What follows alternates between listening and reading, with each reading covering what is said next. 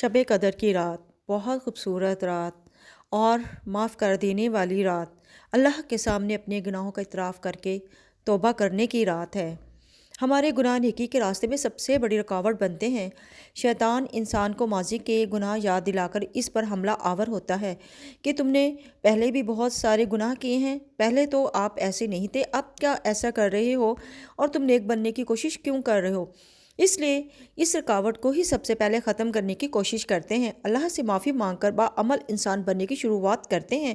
اس لیے سب سے پہلے غسل کریں اور اللہ سے اپنے گناہوں کی معافی مانگیں۔ غسل کی جگہ آپ اچھے طریقے سے وضو بھی کر سکتے ہیں۔ ہمیں سارے گناہ ایک ساتھ یاد نہیں آتے ہیں، ہمیں اللہ کے سامنے اپنے سارے گناہوں کا اعتراف کرنا ہے، کیونکہ اللہ معاف کر دیتے ہیں۔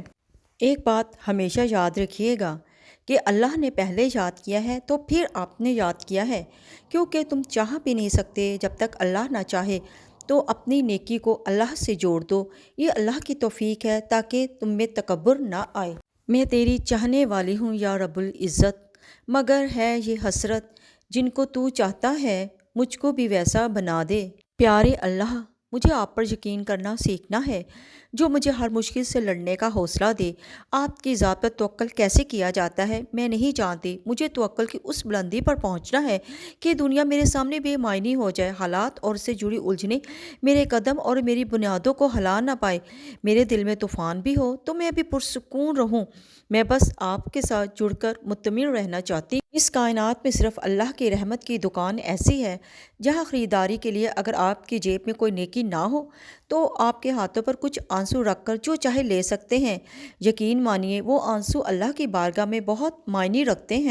اے میرے پیارے اللہ، ہماری رہنمائی فرما، ہمیشہ بہتر اور صحیح فیصلہ کرنے کی توفیق عطا فرما۔ ماضی میں کی گئی ہر نادانی اور خطا کو معاف فرما، ہدایت کے دروازے ہم پر کھول دے، دکھ اور تکلیف ہم سے ہمیشہ کے لیے دور فرما دے، ہمیں آسودہ اور پرسکون زندگی عطا فرما دے۔ آمین ثم آمین یا رب العالمین۔ یا اللہ پاک، ہماری غلطیوں، غفلتوں، نادانیوں، کوتاہیوں، کمزوریوں، خطاؤں، گناہوں، برائیوں، نافرمانیوں کو معاف فرما۔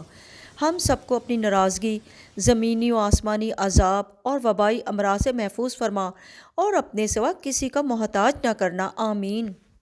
یا الہی، جزا کے دن مجھے اور میرے پیاروں کو اپنے رحم کے بادلوں کے سائے تلے رکھنا یا رب العالمین۔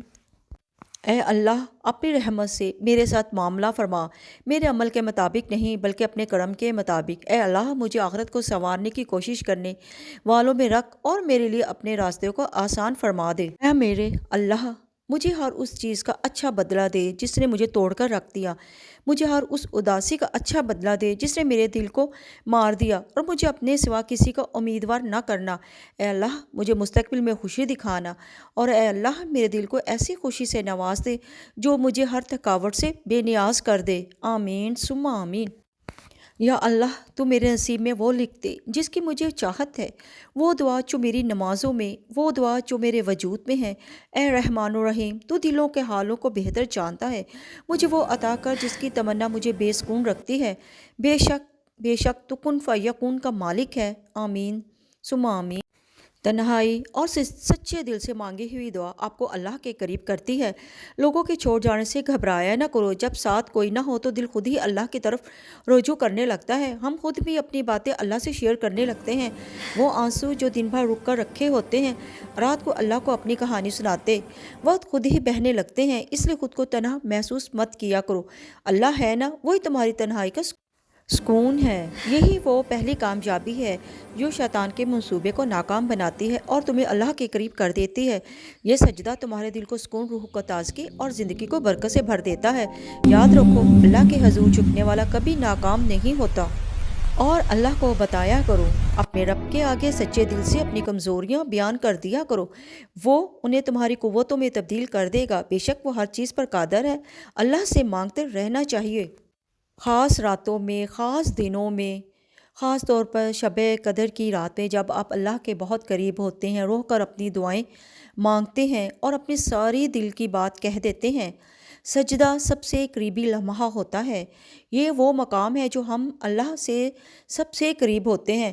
یہاں دل کی گہرائی سے مانگی گئی دعائیں رد نہیں ہوتی۔ حضور پاک صلی اللہ علیہ وآلہ وسلم نے فرمایا، بندہ اپنے رب کے سب سے قریب اس وقت ہوتا ہے جب وہ سجدے میں ہوتا ہے، بس اس میں زیادہ دعا کیا کرو۔ یہاں رک کر اپنے رب سے دل کی ساری باتیں کہہ ڈالیے۔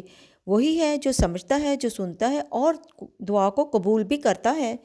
میری اس ویڈیو کو آپ ضرور شیئر کیجئے گا۔ یہ جو سب دعائیں ہیں، یہ سب کے دلوں کی دعائیں ہیں، اور یہ آپ کے لیے صدقہ جاریہ ہوگا، اور میرے لیے بھی۔ میری ویڈیو کو لائک ضرور کیجئے اور میرے چینل کو سبسکرائب کر دیجئے۔